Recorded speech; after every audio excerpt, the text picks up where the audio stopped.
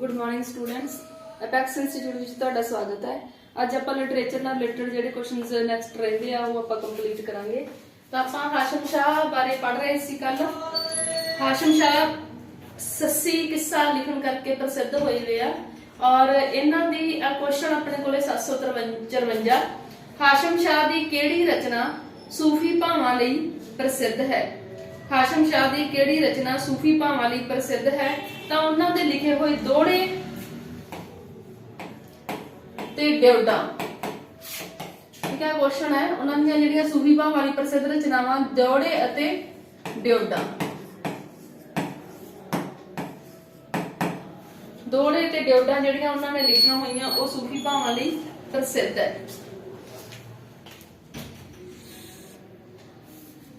Next है हाशम दे किस्से सस्सी पुन्नू विच केड़ा रस प्रधान है। तां इस दे विच मतलब जिहड़ा उन्होंने हाशम अपना मैं तुहानूं दस्सिया कि सस्सी पुन्नू किस्सा लिखण करके प्रसिद्ध होया। तां इस दे विच करुणा रस प्रधान है क्योंकि दुखांत दे विच लिखी गई है। जिहड़ी सस्सी है उसदा अंत है जिहड़ा दुखांत दे विच हुंदा, इस करके करुणा रस भारी है इस दे विच। नैक्सट है सिख सरदारां दी सरप्रस्ती हेठ किस ने किस्से लिखे। सिख सरदारां दी सरप्रस्ती मिली हुई सी किहड़े किस्साकार ने किस्से लिखे आ सिख सरदारां दी सरप्रस्ती हेठ। तां अहमदयार ने बहुत सारे किस्सियां दे हत्थ अजमाया, हीर भी लिखी है और इन्हां ने सिख सरदारां दी सरप्रस्ती हेठ किस्से लिखे आ। अहमदयार ने नूं किस किस्से लई एक पिंड इनाम विच मिलिया सी, ठीक है। ਤਾਂ ਉਦੋਂ मतलब ਜਿਹੜਾ ਇਨਾਮ ਹੈ ਇਸੇ ਤਰੀਕੇ ਨਾਲ ਦਿੱਤਾ ਜਾਂਦਾ ਸੀ, ਕੋਈ ਵਿਰਾਸਤ ਦਿੱਤੀ ਜਾਂਦੀ ਸੀ ਜਾਂ ਕੋਈ ਜ਼ਮੀਨ ਦਿੱਤੀ ਜਾਂਦੀ ਸੀ। ਤਾਂ ਇੱਕ ਪਿੰਡ ਉਸ ਪਿੰਡ ਦਾ ਜਿੰਨਾ ਵੀ ਮਾਮਲਾ ਸੀ ਉਹ ਖੁਦ ਹੀ ਵੀ मतलब ਉਹਨਾਂ ਨੂੰ ਜੋ ਇਨਕਮ ਹੁੰਦੀ ਸੀ ਉਹਨਾਂ ਨੂੰ ਹੁੰਦੀ ਸੀ। ਉਹਨਾਂ ਨੂੰ ਇੱਕ ਪਿੰਡ ਇਨਾਮ ਵਿੱਚ ਮਿਲਿਆ ਸੀ ਅਹਿਮਦਯਾਰ ਨੂੰ। ਤਾਂ ਉਹਨਾਂ ਨੇ 1829 ਦੇ ਵਿੱਚ ਕਿੱਸਾ ਲਿਖਿਆ ਸੀ ਹਾਤਮਤਾਈ, ਦਾਸਤਾਨ-ਏ ਹਾਤਮਤਾਈ ਜਾਂ ਹਾਤਮਤਾਈ ਕੁਝ ਵੀ ਕਹਿ ਲਓ ਇਸ ਨੂੰ। हातमताई किस्सा जिहड़ा लिखिया सी 1829 विच, इस लई उन्हां नूं एक पिंड जगीर विच मिलिया सी, इनाम विच मिलिया सी।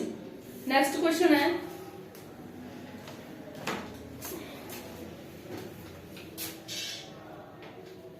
फजल शाह केड़ी कावधारा दा कवि है। तां फजल शाह जिहड़ा है वो किस्सा कावधारा दा कवि है।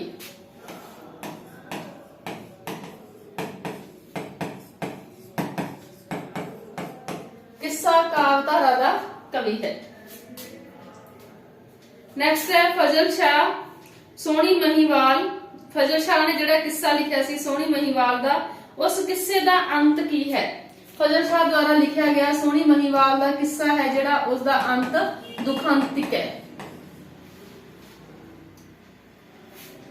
दा अगला क्वेश्चन है हीर दा किस्सा ड्योडा विच किसने लिखिया। ਕਿਹੜੇ ਕਿੱਸਾਕਾਰ ਨੇ ਹੀਰ ਦਾ ਕਿੱਸਾ ਹੈ ਜਿਹੜਾ ਉਹ ਡਿਓਡਾ ਵਿੱਚ ਲਿਖਿਆ। ਤਾਂ ਉਹ ਕਿਹੜੇ ਕਿੱਸਾਕਾਰ ਨੇ ਲਿਖਿਆ? ਬਹਿਬਲ।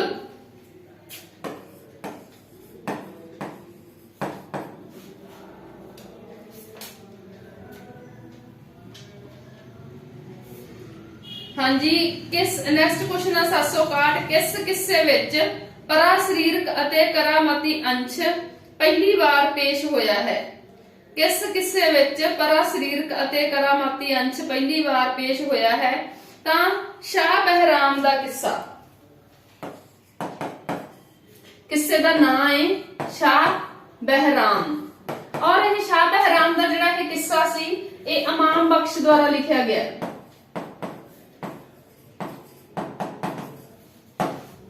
इमाम बख्श द्वारा लिखिया गया जिस विच परा सरीरक ते करामाती अंश पेश होए आ शाह बहराम दे किस्से विच।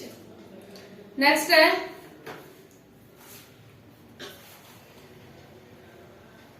चंडी दी वार किस तरह दी रचना है। तां चंडी दी वार बिल्कुल तुहानूं पता कि वीर रसी रचना, वीर रसी रचना, वीर रस भरपूर है। इस दे विच बहादुरी दा चित्रण किया गया चंडी दी वार विच। नेक्स्ट है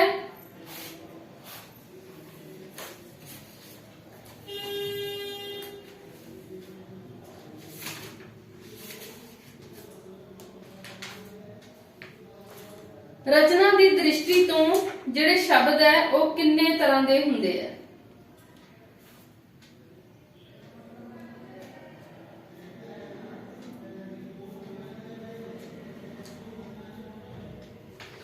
ਰਚਨਾ ਦੀ ਦ੍ਰਿਸ਼ਟੀ ਤੋਂ ਸ਼ਬਦ ਆ ਜਿਹੜੇ ਉਹ ਕਿੰਨੇ ਤਰ੍ਹਾਂ ਦੇ ਹੁੰਦੇ ਆ?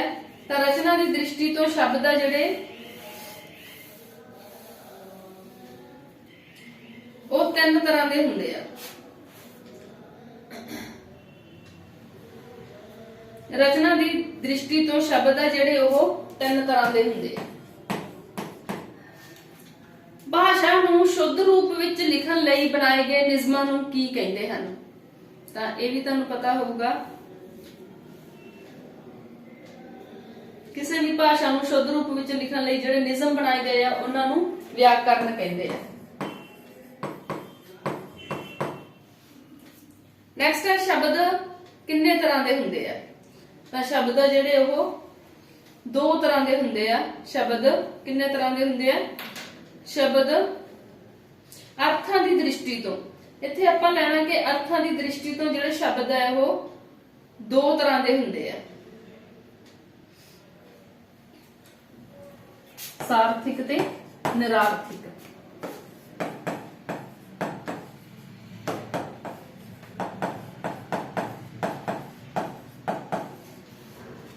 नेक्स्ट है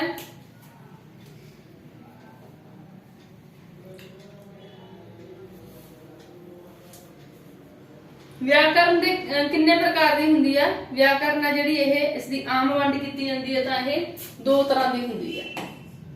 व्याकरण है जिहड़े 2 तरह दी हुंदी है। ठीक है, इहदे विच किहड़े-किहड़े आउणगे? व्याकरण ਇਹਦੇ ਵਿੱਚ ਕੀ ਹੁੰਦਾ? व्याकरण 2 ਤਰ੍ਹਾਂ ਦੇ ਹੁੰਦੇ ਆ। ਇੱਕ ਤਾਂ ਕੋਸ਼ ਵਾਲੇ ਸ਼ਬਦ ਆ ਜਾਂਦੇ ਆ ਜਿਹੜੇ ਡਿਕਸ਼ਨਰੀ ਨਾਲ ਰਿਲੇਟਡ ਹੁੰਦੇ ਆ। ਇੱਕ ਵਿਆਕਰਨਿਕ ਸ਼ਬਦ ਆ ਜਾਂਦੇ ਆ। ਇੱਕ ਵਿਆਕਰਨਿਕ ਤੌਰ ਤੇ ਇੱਕ ਕੋਸ਼ ਦੇ ਤੌਰ ਤੇ ਜਿਹੜੇ ਡਿਕਸ਼ਨਰੀ ਦੇ ਤੌਰ ਤੇ। ਵਿਆਕਰਨ 2 ਪ੍ਰਕਾਰ ਦੀ ਹੁੰਦੀ ਹੈ। ਤੇ ਵਿਆਕਰਨ ਦੇ ਭਾਗ ਕਿੰਨੇ ਹੁੰਦੇ ਆ? ਤੁਹਾਨੂੰ ਆਮ ਹੀ ਬੁੱਕਸ ਦੇ ਵਿੱਚ 3 ਭਾਗ ਮਿਲਣਗੇ। ਤਾਂ ਇਸ ਦੇ 4 ਭਾਗ ਹੁੰਦੇ ਆ। ਕਿਹੜੇ-ਕਿਹੜੇ?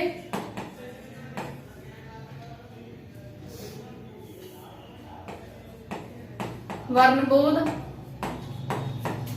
शब्द बोध, वाक बोध ते अर्थ बोध।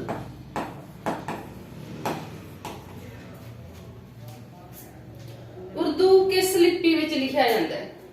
तो जिहड़ा उर्दू है ओह शाहमुखी विच लिखिया जांदा है।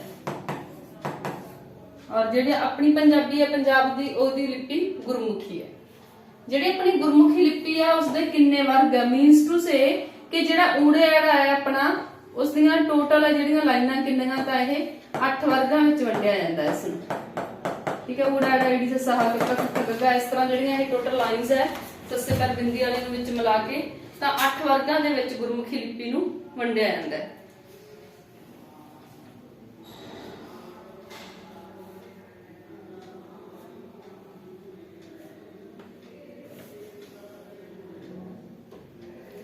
नेक्स्ट है लगाम किन्ने तरह ਦੀਆਂ ਹੁੰਦੀਆਂ? लगाम किन्ने तरह ਦੀਆਂ ਹੁੰਦੀਆਂ? ਤਾਂ ਲਗਾ ਜਿਹੜੀਆਂ ਹੈ ਇਹ 2 ਤਰ੍ਹਾਂ ਦੀਆਂ ਹੁੰਦੀਆਂ। ਲਗਾ ਮਾਤਰਾ ਜਿਹੜੀਆਂ ਇਹ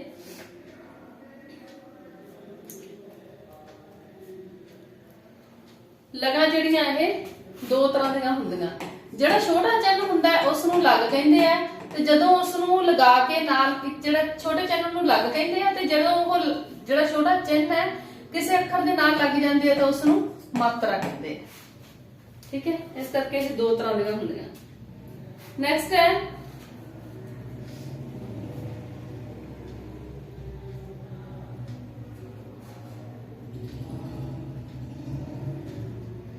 शब्दांग। शब्दां विच किन्ने अखरां नू लगा लगियां हुंदियां हन? शब्दांग, शब्द अंग भी कह सकते हैं। शब्दांग और शब्दां विच किन्ने अखरां नू लगा लगियां हुंदियां हन? ਤਾਂ 1 ਨੂੰ। ਭਾਸ਼ਾ ਦੀ ਵੱਡੀ ਇਕਾਈ ਕਿਹੜੀ ਹੈ? ਤਾਂ ਭਾਸ਼ਾ ਦੀ ਵੱਡੀ ਤੋਂ ਵੱਡੀ ਜਾਂ ਸਭ ਤੋਂ ਵੱਡੀ ਇਕਾਈ ਵਾਕ ਹੈ, ਕਿਉਂਕਿ ਇਸ ਦੀ ਕੋਈ ਲਿਮਿਟ ਨਹੀਂ ਹੁੰਦੀ। 2 ਸ਼ਬਦਾਂ ਤੋਂ ਲੈ ਕੇ ਤੇ ਕਿੰਨਾ ਵੀ ਵੱਡਾ ਅਨਲਿਮਿਟਡ ਤੱਕ ਵਾਕ ਆ ਜਿਹੜਾ ਹੋ ਸਕਦਾ। ਇਸ ਕਰਕੇ ਭਾਸ਼ਾ ਦੀ ਵੱਡੀ ਤੋਂ ਵੱਡੀ ਇਕਾਈ ਜਾਂ ਵੱਡੀ ਇਕਾਈ ਵਾਕ ਹੈ। ਨੈਕਸਟ ਹੈ शब्द किन्ने प्रकार दे हुंदे हन? तां शब्द आ जिहड़े इह 8 प्रकार दे हुंदे आ। शब्द 8 प्रकार दे हुंदे आ। इन्हां दी अलग-अलग वर्ग वंड है शब्दां दी। जदों तुसीं शब्द बोध वाला करोगे मतलब वरतों दे आधार ते किन्ने प्रकार दे आ, बनतर दे आधार ते किन्ने प्रकार दे आ, रूप दे आधार ते किन्ने प्रकार दे आ, उत्पत्ति दी दृष्टि तो किन्ने प्रकार दे आ, अर्थां तो किन्ने प्रकार दे आ और व्याकरणिक पक्षों किन्ने प्रकार दे आ। व्याकरणिक पक्षों आ शब्द जिहड़े इह 8 प्रकार दे आ। नेक्स्ट है नर दा भेद दस्सण वाले जिहड़े शब्द हुंदे आ, नर दा भेद दस्सण वाले शब्दां नूं की कहा जांदा? बिल्कुल पता होगा। नर दा भेद दस्सण वाले शब्दां नूं पुलिंग कहा जांदा। पंजाबी विच सुर आ जिहड़े ओह किन्नी तरह दे हुंदे आ? पंजाबी विच सुर, पंजाबी विच जिहड़े सुर आ ओह 3 तरह दे हुंदे आ। उच्ची, मध्यम ते नीवी सुर। एक गल होर, इत्थे एक क्वेश्चन होर रेडी हुंदा है कि जिहड़ी अपनी उपभाषा माझी है, उपभाषा माझी दे विच ये तीनों ही सुरां मिलदियां हन। उपभाषा माझी दे विच तिन्ने सुरां हन, उच्ची, नीवी ते मझली। सिर्फ इक्को ही उपभाषा है जिस दे विच तिन्ने सुरां पंजाबी दीयां मिलदियां हन। नेक्स्ट है वर्ताओ शब्द विच किहड़ा विछेत्र है? तो बिल्कुल तुसीं इन्हां दे अलग-अलग टोटे करके शब्द जिहड़ी संधि विच्छेद करके देख लेना। तो इहदे विच आओ शब्द है जिहड़ा, आओ कलना ते ऊड़े औंकड़, वर्ताओ।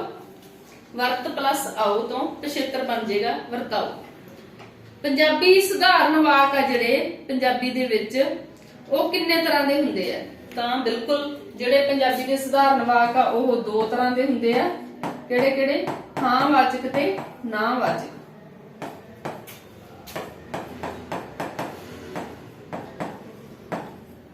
हां वाचक ते ना वाचक। नेक्स्ट है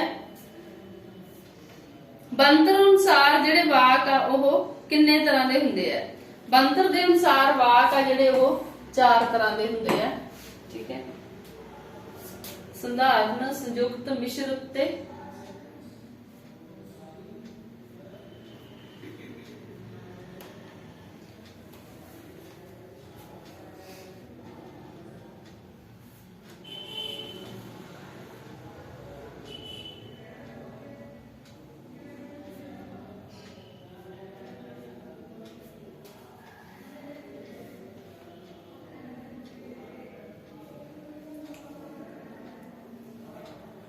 नेक्स्ट क्वेश्चन है जिस क्रिया विच 2 कर्म होण उस नूं की कहंदे हन? 2 कर्म होण, करता ते कर्म। करता मतलब इंग्लिश दे विच जिवें तुसीं कहंदे हो करता नूं सब्जेक्ट और जिहड़ा कर्म है उस नूं ऑब्जेक्ट कहा जांदा है।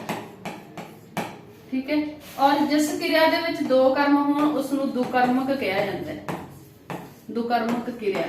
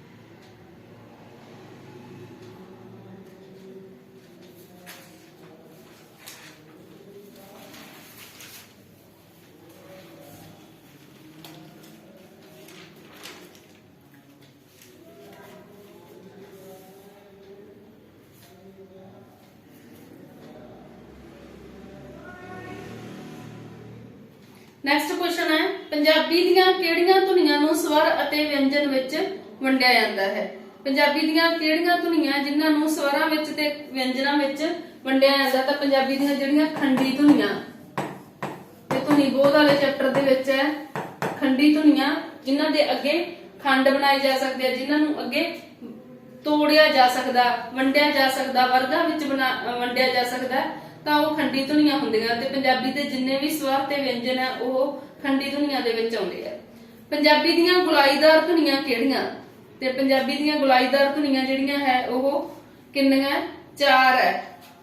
ਪੰਜਾਬੀ ਦੀਆਂ ਗੁਲਾਈਦਾਰ ਧੁਨੀਆਂ ਕਿਹੜੀਆਂ? ਓ, ਔਂਕੜ, ਊ, ਦਲੈਂਕੜ, ਔ, ਹੋੜਾ, ਕਨੌੜਾ ਤੇ ਹੋੜਾ। ਠੀਕ ਹੈ, ਇਹ ਤੁਸੀਂ ਜਦੋਂ ਪ੍ਰੋਨਾਂਸ ਕਰੋਗੇ ਤਾਂ ਤੁਹਾਡੇ ਬੁੱਲਾਂ ਦੀ ਸ਼ੇਪ ਆ ਜਿਹੜੀ ਉਹ ਗੋਲ ਹੋ ਜਾਵੇਗੀ। ਠੀਕ ਹੈ, ਔਂਕੜ, ਦਲੈਂਕੜ, ਹੋੜਾ ਤੇ ਕਨੌੜਾ ਇਹ ਜਿਹੜੇ ਹੈ 4 ਇਹ ਗੁਲਾਈਦਾਰ ਧੁਨੀਆਂ ਪੰਜਾਬੀ ਦੀਆਂ। ਨੈਕਸਟ ਕੁਐਸਚਨ ਆਪਣੇ ਕੋਲੇ ਉਲਟ ਜਿੱਬੀ ਧੁਨੀਆਂ ਕਿਹੜੀਆਂ। ਉਲਟ ਜਿੱਬੀ ਜਿਨ੍ਹਾਂ ਨੂੰ ਬੋਲਣ ਲੱਗੇ ਤੁਹਾਡੀ ਜੀਭ ਆ ਜਿਹੜੀ ਉਹ ਉਲਟ ਜਾਂਦੀ ਆ। ਤਾਂ ਟੈਂਕਾ ਠੱਠਾ ਵਾਲੀ ਜਿਹੜੀ ਧੁਨੀ ਆ, ਟੈਂਕਾ, ਠੱਠਾ, ਡੱਡਾ, ਢੱਡਾ ਤੇ ਨਾਣਾ ਤੇ ਡਾੜਾ ਸ਼ਬਦ ਵੀ ਇਸੇ ਦੇ ਵਿੱਚ ਹੀ ਆਉਂਦਾ ਹੈ। ਠੀਕ ਹੈ, ਪੰਜਾਬੀ ਦੀਆਂ ਉਲਟ ਜਿੱਬੀ ਧੁਨੀਆਂ ਇਹ ਡਾੜਾ ਹੈ ਜਿਹੜਾ ਇਹ ਵੀ ਉਲਟ ਜਿੱਬੀ ਧੁਨੀ ਦੇ ਵਿੱਚ ਹੀ ਆਉਂਦਾ ਹੈ। ਨੈਕਸਟ ਹੈ ਦੋ ਵਾਕਾਂ ਨੂੰ ਜੋੜਨ ਵਾਲੇ ਸ਼ਬਦਾਂ ਨੂੰ ਕੀ ਕਹਿੰਦੇ ਹਨ। ਦੋ ਵਾਕਾਂ ਨੂੰ ਜਿਹੜੇ ਸ਼ਬਦ ਜੋੜਦੇ ਆ ਉਹਨਾਂ ਨੂੰ ਜੋੜਨ ਵਾਲਿਆਂ ਨੂੰ ਯੋਜਕ ਕਿਹਾ ਜਾਂਦਾ ਹੈ। ਨੈਕਸਟ ਹੈ ਮੂਲ ਸ਼ਬਦ ਨਾਲ ਅਗੇਤਰ ਜਾਂ ਪਿਛੇਤਰ ਲਾ ਕੇ ਬਣਾਏ ਸ਼ਬਦਾਂ ਨੂੰ ਕੀ ਕਹਿੰਦੇ ਹਨ। ਮੂਲ ਸ਼ਬਦ ਨਾਲ ਅਗੇਤਰ ਜਾਂ ਪਿਛੇਤਰ ਲੱਗ ਜਾਣ ਤਾਂ ਉਸ ਨੂੰ ਕੀ ਕਹਿੰਦੇ ਹਨ। ਮੂਲ ਸ਼ਬਦਾਂ ਦੇ ਨਾਲ ਅਗੇਤਰ ਪਿਛੇਤਰ ਲੱਗ ਜਾਂਦੇ ਆ ਤਾਂ ਉਹ ਉਤਪੰਨ ਸ਼ਬਦ ਬਣ ਜਾਂਦੇ ਆ।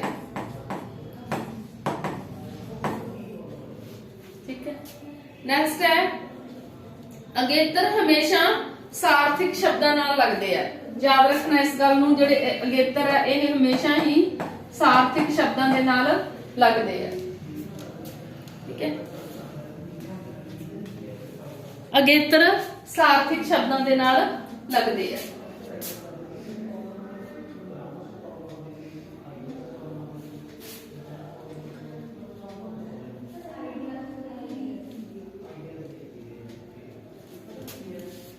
ਹਾਂਜੀ, ਨੈਕਸਟ ਕੁਐਸਚਨ ਹੈ ਪੈਰਾਂ ਵਿੱਚ ਵਰਤੇ ਜਾਂਦੇ ਅੱਧੇ ਅੱਖਰਾਂ ਨੂੰ ਕੀ ਕਹਿੰਦੇ ਹਨ। ਜਿਹੜੇ ਅੱਖਰ ਪੈਰਾਂ ਵਿੱਚ ਵਰਤੇ ਜਾਂਦੇ ਆ ਉਹਨਾਂ ਨੂੰ ਲਗਾਖਰ ਕਿਹਾ ਜਾਂਦਾ ਹੈ। ਠੀਕ ਹੈ, ਔਰ ਇਹ ਪੰਜਾਬੀ ਵਿੱਚ ਕਿੰਨੇ ਆ ਲਗਾਖਰ ਜਿਹੜੇ 3 ਹੈ। ਕਿਹੜੇ ਹਾਹਾ, ਰਾਰਾ ਤੇ ਵਾਵਾ ਜਿਹੜੇ ਪੈਰ ਦੇ ਵਿੱਚ ਪੈਂਦੇ ਆ। ਨੈਕਸਟ ਕੁਐਸਚਨ ਹੈ ਬਾਹਰੋਂ ਸ਼ਬਦ ਦਾ ਕਾਰਕੀ ਰੂਪ ਕੀ ਹੈ। ਆਪਾਂ ਕਾਰਕ ਜਿਹੜੇ ਹੈ ਤੁਸੀਂ ਕੀਤੇ ਹੋਣਗੇ ਕਾਰਕ ਕੀ ਹੁੰਦੇ ਆ ਔਰ ਕਾਰਕ ਜਿਹੜੇ ਇਹ 8 ਪ੍ਰਕਾਰ ਦੇ ਹੁੰਦੇ ਆ।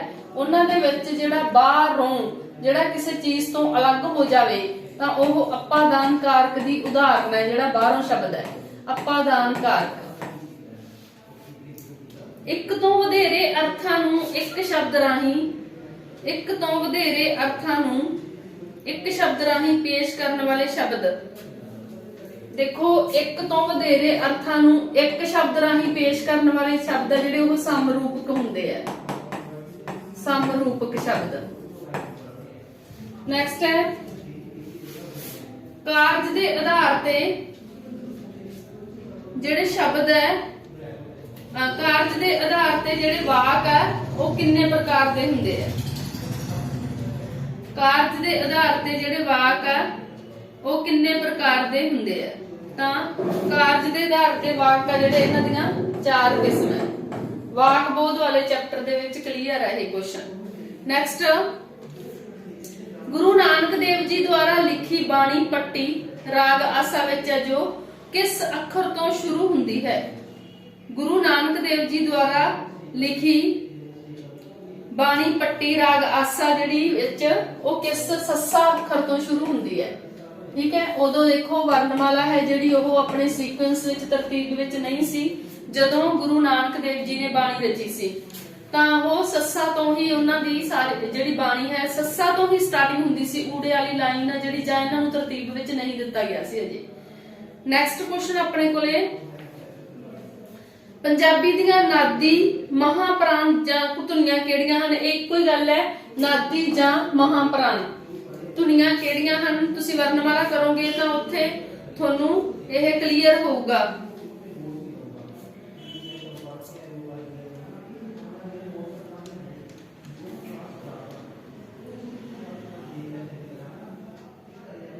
ਤਾਂ ਹਰ ਲਾਈਨ ਦਾ ਜਿਹੜੀ ਕੱਕੇ ਤੋਂ ਲੈ ਕੇ ਜਿਹੜੀਆਂ 5 ਲਾਈਨਾਂ ਨੀਚੇ ਤੱਕ, ਤਾਂ ਹਰ ਲਾਈਨ ਦਾ ਜਿਹੜਾ ਚੌਥਾ ਅੱਖਰ ਹੈ, ਠੀਕ ਹੈ, ਤਾਂ ਉਹ ਕੀ ਹੈ? ਨਾਦੀ ਧੁਨੀਆਂ ਜਾਂ ਮਹਾਪ੍ਰਾਣ।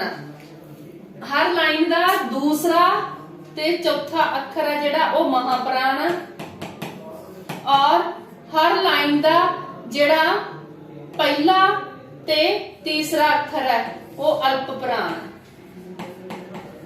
ਜਿਹੜੀ ਵਰਣਮਾਲਾ ਦੇ ਵਰਗ ਹੈ ਇਹ ਲਾਈਨਾਂ ਕੱਕਾ ਖੱਖਾ ਗੱਗਾ ਘੱਗਾ ਟੈਂਗਾ ਠੱਠਾ ਜੱਚਾ ਛੱਛਾ ਤੱਤਾ ਤੱਥਾ ਇਹ ਵਾਲੀਆਂ, ਇਹਨਾਂ ਦਾ ਪਹਿਲਾ ਤੇ ਚੌਥਾ ਅੱਖਰ ਹੈ ਜਿਹੜਾ ਉਹ ਨਾਦੀ ਧੁਨੀਆਂ ਜਾਂ ਮਹਾਪ੍ਰਾਣ ਆ। ਜਿਹੜਾ ਪਹਿਲਾ ਤੇ ਤੀਜਾ ਹੈ ਉਹ ਅਲਪਪ੍ਰਾਣ ਹੈ, ਉਹਨਾਂ ਨੂੰ ਅਲਪਪ੍ਰਾਣ ਜਾਂ ਅਨਾਦੀ ਧੁਨੀਆਂ ਕਹਿੰਦੇ ਆ, ਅਨਾਦੀ। ਤਾਂ ਇਹ ਉੱਥੇ ਜਿਹੜਾ ਜੋ ਕੁਐਸਚਨ ਆਪਾਂ ਨੂੰ ਪੁੱਛਿਆ ਗਿਆ ਉਹਦਾ ਆਨਸਰ ਲਿਖਦੇ ਆ ਆਪਾਂ, ਪੱਬਾ ਧੱਦਾ ਢੱਡਾ ਝੱਜਾ ਘੱਗਾ। ਪੱਬਾ ਧੱਦਾ ਢੱਡਾ ਝੱਜਾ, ਹਰ ਇੱਕ ਲਾਈਨ ਦਾ ਚੌਥਾ ਅੱਖਰ ਹੋ ਗਿਆ। ਆਪਸ਼ਨ ਦੇ ਵਿੱਚ ਇਹ ਤੁਹਾਨੂੰ ਦੂਸਰਾ ਤੇ ਚੌਥਾ ਵੀ ਹੋ ਸਕਦਾ, ਜਿਵੇਂ ਕੱਕਾ ਖੱਖਾ ਗੱਗਾ ਘੱਗਾ, 4 ਅੱਖਰ ਆ ਇਹ ਪਹਿਲੇ। ਆ ਦੋਨੇ ਜਿਹੜੇ ਇਹ ਕੀ ਹੈਗੇ ਆ, ਇਹਦੇ ਵਿੱਚ ਨਾਦੀ ਜਾਂ ਮਹਾਪ੍ਰਾਣ। ਦੇਖੋ ਇੱਥੇ ਘੱਗਾ ਹੈ, ਜੇ ਨਾਲ ਖੱਖਾ ਵੀ ਦਿੱਤਾ ਹੋਊਗਾ ਤਾਂ ਵੀ ਆਪਸ਼ਨ ਸਹੀ ਹੈ। ਔਰ ਜਿਹੜੇ ਇਹ ਦੋਨੇ ਆ ਕੱਕਾ ਤੇ ਖੱਖਾ, ਹਰ ਇੱਕ ਲਾਈਨ ਦਾ, ਚੱਚੇ ਛੱਛੇ ਵਾਲੀ ਲਾਈਨ ਦੇ ਵਿੱਚ ਵੀ ਚਾਹੇ ਜੱਜਾ ਤੇ ਝੱਜਾ, ਦੇਖੋ ਚੌਥੇ ਨੰਬਰ ਤੇ ਆ ਗਿਆ, ਤਾਂ ਇਹ ਵੀ ਨਾਦੀ ਜਾਂ ਮਹਾਪ੍ਰਾਣ ਆ ਜਿਹੜਾ ਝੱਜਾ। ਨੈਕਸਟ ਹੈ ਪੰਜਾਬੀ ਭਾਸ਼ਾ ਦੇ ਰਗੜਵੇਂ ਵਿਅੰਜਨ। ਰਗੜਵੇਂ ਵਿਅੰਜਨ ਕਿਹੜੇ ਆ ਜਿਨ੍ਹਾਂ ਨੂੰ ਬੋਲਣ ਲੱਗੇ ਰਗੜ ਪੈਦਾ ਹੁੰਦੀ ਹੈ?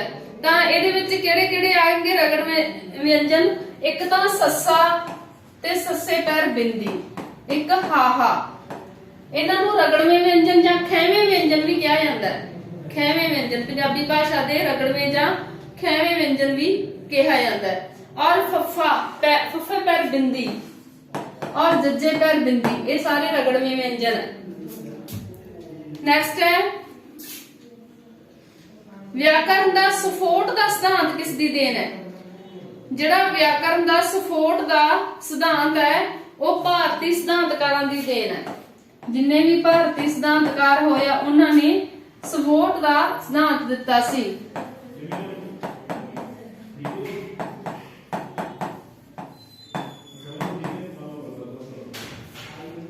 ਭਾਰਤੀ ਸਿਧਾਂਤਕਾਰਾਂ ਦੀ ਦੇਣ ਹੈ। ਨੈਕਸਟ ਕੁਐਸਚਨ ਹੈ ਰਸੀਦੀ ਟਿਕਟ ਰਚਿਤ ਅੰਮ੍ਰਿਤਾ ਪ੍ਰੀਤਮ। ਜਿਹੜੇ ਰਸੀਦੀ ਟਿਕਟ ਹੈ ਉਹ ਰਚਨਾ ਹੈ ਜਿਹੜੀ ਅੰਮ੍ਰਿਤਾ ਪ੍ਰੀਤਮ ਦੀ ਹੈ,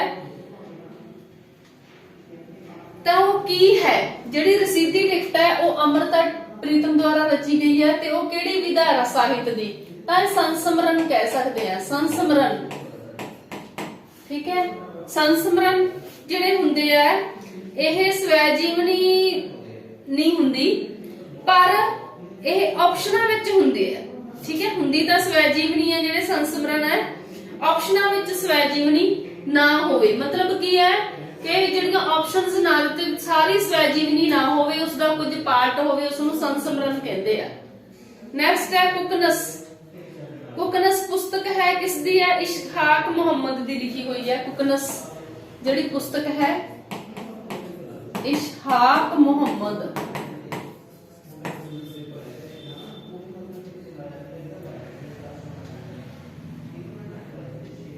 ਹਾਂਜੀ, ਕਿਹੜੀ ਜਨਮ ਸਾਖੀ ਸਭ ਤੋਂ ਛੋਟੀ ਹੈ? ਤਾਂ ਜਿਹੜੀ ਪੁਰਾਤਨ ਜਨਮ ਸਾਖੀ ਹੈ, ਪੁਰਾਤਨ ਜਨਮ ਸਾਖੀ ਰਚਿਤ ਭਾਈ ਵੀਰ ਸਿੰਘ ਜੀ ਦੁਆਰਾ। ਭਾਈ ਵੀਰ ਸਿੰਘ ਜੀ ਦੁਆਰਾ ਰਚਿਤ ਹੈ ਇਹ ਜਨਮ ਸਾਖੀ, ਪੁਰਾਤਨ ਜਨਮ ਸਾਖੀ। ਇਹ ਪੂਰਨ ਆਪਣੇ ਆਪ ਵਿੱਚ ਤੇ ਛੋਟੀ ਹੈ। ਨੈਕਸਟ ਹੈ ਪੰਜਾਬੀ ਜਿਹੜੀ ਗਜ਼ਲ ਧਾਰਾ ਹੈ, ਪੰਜਾਬੀ ਗਜ਼ਲ ਹੈ ਜਿਹੜੀ, ਉਸ ਦਾ ਮੋਢੀ ਹੈ ਜਿਹੜਾ ਕਿਸ ਨੂੰ ਮੰਨਿਆ ਜਾਂਦਾ? ਤਾਂ ਪੰਜਾਬੀ ਗਜ਼ਲ ਦਾ ਮੋਢੀ ਮੀਆਂ ਮੁਹੰਮਦ ਬਖਸ਼।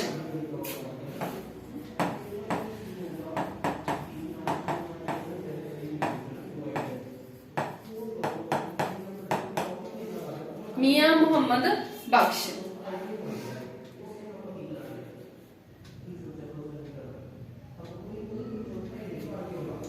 ਨੈਕਸਟ ਕੁਐਸਚਨ ਹੈ ਸੈਫੁਲ ਮਲੂਕ ਕਿੱਸਾ ਲਿਖਿਆ ਹੋਇਆ। ਸੈਫੁਲ ਮਲੂਕ ਦਾ ਉਹਦਾ ਕਿਸ ਨੇ ਲਿਖਿਆ ਹੋਇਆ, ਕੌਣ ਹੈ ਇਸ ਦਾ ਕਰਤਾ? ਮੀਆਂ ਮੁਹੰਮਦ ਬਖਸ਼।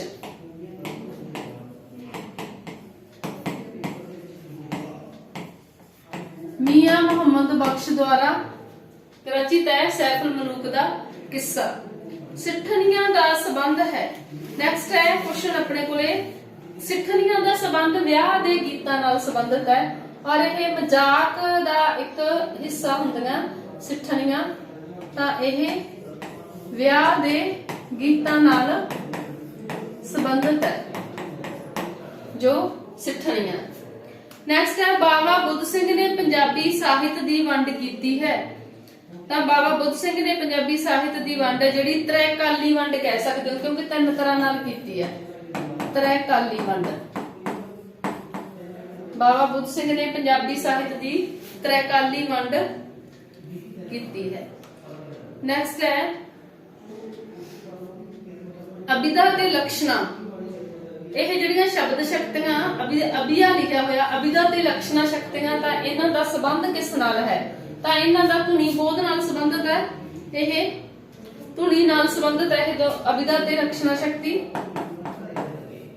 ਧੁਨੀ ਨਾਲ ਸੰਬੰਧਿਤ ਹੈ।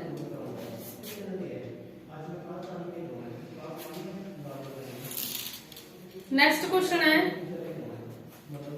ਕਰਤਾਰ ਸਿੰਘ ਦੁੱਗਲ ਦਾ ਪਹਿਲਾ ਕਹਾਣੀ ਸੰਗ੍ਰਹਿ। ਤਾਂ ਕਰਤਾਰ ਸਿੰਘ ਦੁੱਗਲ ਦਾ ਪਹਿਲਾ ਕਹਾਣੀ ਸੰਗ੍ਰਹਿ ਸਵੇਰਸਾਰ ਹੈ। ਸਵੇਰਸਾਰ। ਸੰਤ ਸਿੰਘ ਸੇਖੋਂ ਦਾ ਪਹਿਲਾ ਕਹਾਣੀ ਸੰਗ੍ਰਹਿ, ਤਾਂ ਉਹਨਾਂ ਦਾ ਸੰਤ ਸਿੰਘ ਸੇਖੋਂ ਦਾ ਪਹਿਲਾ ਕਹਾਣੀ ਸੰਗ੍ਰਹਿ ਸਮਾਚਾਰ ਹੈ। ਠੀਕ ਹੈ। ਨੈਕਸਟ ਕੁਐਸਚਨ ਹੈ ਇੱਕ ਧੁਨੀ ਵਾਲੇ ਪਰੰਤੂ ਸ਼ਬਦ ਜੋੜ ਵੱਖਰੇ ਹੋਣ ਤਾਂ ਅਜਿਹੇ ਸ਼ਬਦ ਕੀ ਹੁੰਦੇ ਆ? ਧੁਨੀ ਇੱਕ ਹੋਵੇ ਪਰ ਸ਼ਬਦ ਜੋੜ ਵੱਖਰਾ ਹੋਵੇ ਤਾਂ ਉਹ ਸਮਧੁਨੀ। ਸਮਧੁਨੀ ਸ਼ਬਦ ਕਹਿੰਦੇ ਆ ਉਹਨਾਂ ਨੂੰ। ਨੈਕਸਟ ਹੈ ਕਿਸ ਨਾਟਕਕਾਰ ਦੇ ਨਾਟਕ ਸਟੇਜ ਉੱਪਰ ਬਹੁਤ ਘੱਟ ਖੇਡੇ ਗਏ ਆ? ਕਿਸ ਨਾਟਕਕਾਰ ਦੇ ਨਾਟਕ ਜਿਹੜੇ ਉਹ ਸਭ ਤੋਂ ਵੱਧ ਦੇਖੋ ਹਰਚਰਨ ਸਿੰਘ ਦੇ ਖੇਡੇ ਗਏ ਆ ਔਰ ਸਭ ਤੋਂ ਘੱਟ ਹੈ ਜਿਹੜੇ ਉਹ ਸੰਤ ਸਿੰਘ ਸੇਖੋਂ। ਸੰਤ ਸਿੰਘ ਸੇਖੋਂ ਦੇ ਜਿਹੜੇ ਨਾਟਕ ਹੈ ਉਹ ਸਟੇਜਾਂ ਉੱਪਰ ਘੱਟ ਖੇਡੇ ਗਏ ਆ।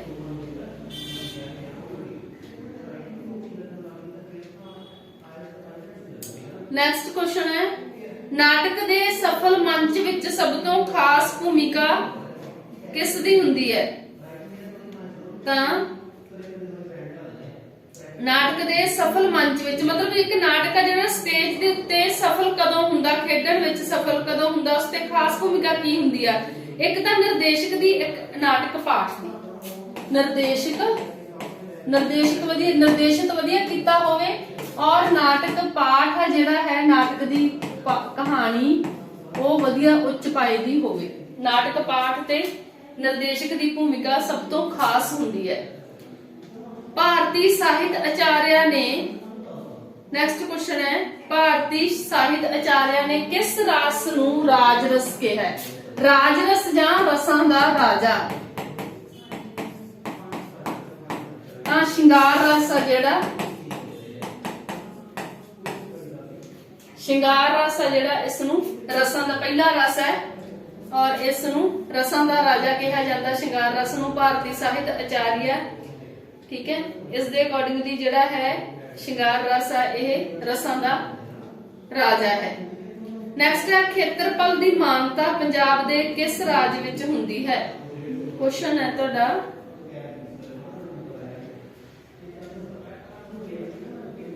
ਹਾਂਜੀ ਕੁਐਸਚਨ ਥੋੜਾ ਜਿਹਾ ਗਲਤ ਹੈ। ਖੇਤਰਫਲ ਦੀ ਮਾਨਤਾ ਪੰਜਾਬ ਦੇ ਕਿਸ ਹਿੱਸੇ ਵਿੱਚ ਜਾਂ ਖੇਤਰ ਵਿੱਚ ਹੁੰਦੀ ਹੈ? ਠੀਕ ਹੈ, ਪੰਜਾਬ ਦੇ ਕਿਸ ਹਿੱਸੇ ਵਿੱਚ ਜਾਂ ਮੰਨਤਾ ਵੀ ਕਹਿ ਸਕਦੇ ਹੋ ਇਸ ਨੂੰ, ਮੰਨਣਾ। ਖੇਤਰਪਾਲ ਆ ਜਿਹੜਾ, ਖੇਤਰਪਾਲ ਦੀ ਮਾਨਤਾ ਹੈ ਜਿਹੜੀ ਮਾਲਵੇ ਇਲਾਕੇ ਵਿੱਚ ਹੁੰਦੀ ਹੈ, ਮਾਲਵੇ ਇਲਾਕੇ ਵਿੱਚ। ਮਤਲਬ ਇੱਕ ਜਿਹੜੇ ਜਤੀ ਸਤੀ ਜਾਂ ਜਿਵੇਂ ਤੁਸੀਂ ਵਹਿਮਾਂ ਭਰਮਾਂ ਦੇ ਨਾਲ ਸੰਬੰਧਿਤ ਲਾ ਲਓ, ਜਿਹੜੇ ਵੀ ਜਿਵੇਂ ਮੜੀਆਂ ਮਸਾਂ ਦੀ ਪੂਜਾ ਕਰਨੀ ਜਿਹੜੀ ਉਹ ਇੱਕ ਉਸ ਦੇ ਵਿੱਚ ਹੀ ਇਹ ਖੇਤਰਪਾਲ ਦੀ ਮਾਨਤਾ ਹੁੰਦੀ ਹੈ, ਤਾਂ ਉਹ ਮਾਲਵੇ ਇਲਾਕੇ ਦੇ ਵਿੱਚ ਜ਼ਿਆਦਾਤਰ ਆ ਜਿਹੜੀ ਇਸ ਦੀ ਮਾਨਤਾ ਕੀਤੀ ਜਾਂਦੀ ਹੈ, ਪੰਜਾਬ ਦੇ ਮਾਲਵੇ ਖੇਤਰ ਵਿੱਚ। ਨੈਕਸਟ ਹੈ ਲਹਿਰਾ ਰਸਾਲਾ ਕਿੱਥੋਂ ਛਪਦਾ ਹੈ? ਤਾਂ ਇਹ ਲਾਹੌਰ ਤੋਂ ਛਪਦਾ ਲਹਿਰਾ ਰਸਾਲਾ ਜਿਹੜਾ, ਲਾਹੌਰ। ਸਪੈਲਿੰਗ ਆਲਮੋਸਟ ਮਿਲਦੇ ਆ, ਯਾਦ ਰੱਖਣਾ ਬਹੁਤ ਸੌਖਾ ਹੋ ਜਾਊਗਾ, ਮਾਤਰਾਵਾਂ 'ਚ ਹੀ ਫਰਕ ਹੈ। ਲਹਿਰਾ ਜਿਹੜਾ ਲਾਹੌਰ ਤੋਂ ਛਪਦਾ ਹੈ ਔਰ ਇਸ ਦੇ ਜਿਹੜੇ ਸੰਪਾਦਕ ਹੈ ਉਹ ਕੌਣ ਹੈ? ਇਸ ਦੇ ਸੰਪਾਦਕ ਅਖਤਰ ਹੁਸੈਨ ਅਖਤਰ।